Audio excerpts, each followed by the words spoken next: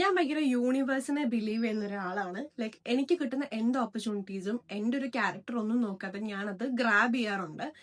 I M A very reserved person. ഞാൻ ഭയങ്കര reserved person ആണ്. ബട്ട് സ്റ്റിൽ ഞാൻ പുതിയ പുതിയ ഓപ്പർച്യൂണിറ്റീസ് ഗ്രാബ് ചെയ്ത് പോവാറുണ്ട്.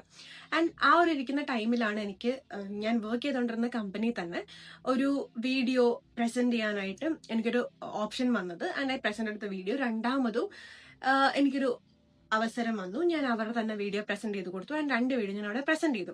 ആൻഡ് തന്നെ ഞാൻ അണ്ടർസ്റ്റുഡ് എനിക്ക് ഇങ്ങനെ ഒരു കഴിവുണ്ട്, സ്ക്രിപ്റ്റ് ചെയ്യാനുള്ള കഴിവുണ്ട്, പ്രസന്റ് ചെയ്യാനുള്ള കഴിവുണ്ടെന്ന് എനിക്ക് മനസ്സിലായത്. ആ വീഡിയോസ് ഞാൻ എന്റെ സോഷ്യൽ മീഡിയാസിലെ സ്റ്റോറീസ് ഒക്കെ ഇട്ട് കഴിഞ്ഞപ്പോഴത്തേനും ഒത്തിരി പേർക്ക് ഇഷ്ടപ്പെട്ടു. എനിക്ക് മെസ്സേജ് ഒക്കെ അയച്ചിരുന്നു, എനിക്ക് ഇത്രയും കഴിവുണ്ടെന്നൊക്കെ. ആൻഡ് തന്നെ ഐ അണ്ടർസ്റ്റുഡ് എനിക്കിതിലൊരു കഴിവുണ്ട് എനിക്ക് മനസ്സിലായി. ആൻഡ് അത് കഴിഞ്ഞിട്ടും എനിക്ക് ഒത്തിരി വീഡിയോസ് പ്രസന്റ് ചെയ്യാനുള്ളൊരു അവസരം കിട്ടി. And I M so grateful for that, touch wood.